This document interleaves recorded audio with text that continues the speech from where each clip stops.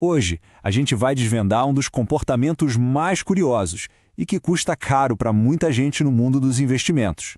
O paradoxo do investidor é um erro que afeta milhões de pessoas e a gente vai entender por que isso acontece.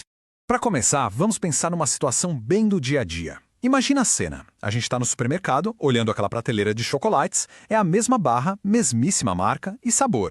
E aí tem 3 preços para escolher: R$ 6, 12 ou 18.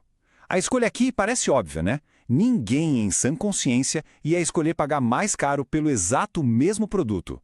A lógica é clara, a gente sempre quer o menor preço. Mas aí é que vem a grande pergunta. Por que raios o mercado financeiro parece ser o único lugar do mundo onde essa lógica vira de cabeça para baixo? Onde as pessoas correm para comprar justamente quando os preços estão lá no alto e fogem quando tudo parece estar em promoção.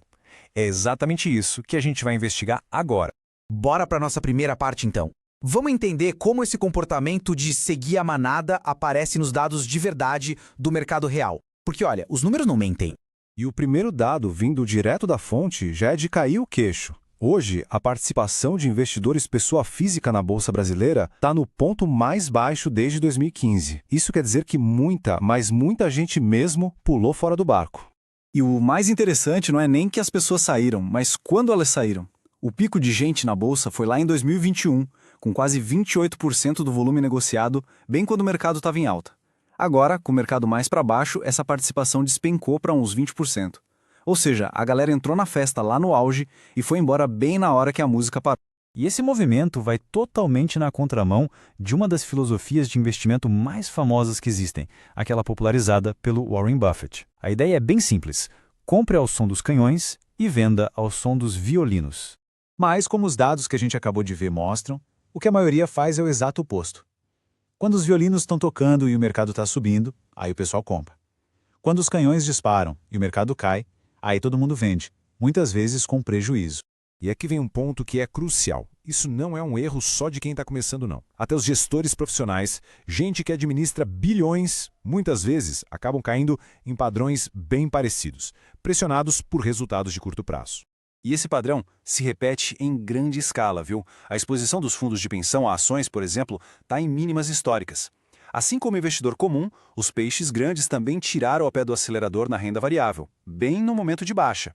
Bom, tudo isso leva a gente para a segunda parte da nossa análise. Se está todo mundo vendendo, será que isso acabou criando uma oportunidade? Será que o mercado de fato ficou barato? Para a gente conseguir avaliar isso, vamos usar uma métrica fundamental, a relação preço-lucro, ou PL. De um jeito bem simples, ela compara o preço de uma ação com o lucro que a empresa está gerando. Um PL mais baixo pode ser um sinal de que uma ação está barata. E quando a gente bota os números na mesa, a diferença é gritante.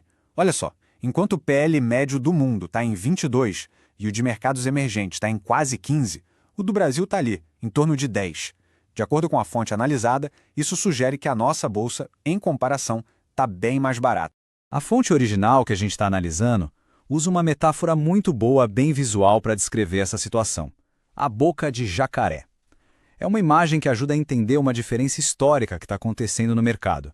Vamos entender essa ideia. Imagina um jacaré. A mandíbula de cima são os lucros das empresas que continuaram crescendo, firmes e fortes. Já a mandíbula de baixo é o preço das ações, que não acompanhou esse ritmo, ficou para trás. Essa boca aberta representa um dos maiores vácuos entre o valor das empresas e o preço que o mercado paga por elas, pelo menos desde 2006. Ok, então o cenário parece indicar um mercado que pode estar subvalorizado. Mas o que poderia fazer essa boca de jacaré se fechar? Vamos dar uma olhada agora nos possíveis gatilhos para uma virada de chave. O primeiro gatilho, e talvez o mais importante, é a taxa de juros. Historicamente, a relação é quase sempre inversa. Quando os juros caem, a bolsa de valores tende a subir. E adivinha? O Brasil está justamente num ciclo de queda de juros. Outra coisa, o humor do mercado também está mudando e bem rápido. Segundo os dados da fonte, a porcentagem de investidores que se dizem otimistas saltou de 40% em maio para 66% em setembro. Essa virada de humor é um motor poderoso para os preços no curto prazo. E tem mais, não para por aí. Outros 2 sinais positivos foram apontados. Primeiro, os resultados das empresas estão vindo, na maioria, acima do que se esperava. E segundo, o foco do mercado parece estar se deslocando das incertezas políticas para os fatos da economia, como a própria queda dos juros. Diante de todo esse cenário, a fonte original que analisamos propõe uma estratégia com base nos dados que a gente viu. Vamos entender quais são os pontos principais dessa sugestão. Um estudo que eles citam analisou os últimos 5 ciclos de queda de juros e viu quais setores historicamente se deram melhor um ano depois do início dos cortes. E olha, construção, varejo e tecnologia lideram a lista, com retornos médios bem impressionantes.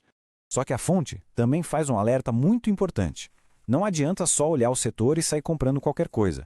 É preciso uma análise bem mais profunda para escolher as empresas certas dentro desses cenários que parecem promissores. E para quem busca ir mais a fundo, o autor do vídeo original sugere a própria plataforma dele, a FinClass. Ela é apresentada como uma ferramenta que tem conteúdo educativo e carteiras recomendadas, pensada para ajudar a montar um portfólio diversificado.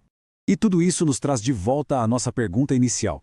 Se a análise da fonte estiver correta e os canhões estiverem soando no mercado agora, a grande questão que fica é: será que a maioria das pessoas está, mais uma vez, fazendo o oposto do que deveria, esperando o som dos violinos para só então decidir agir? Fica aí a reflexão para a gente fechar a análise de hoje.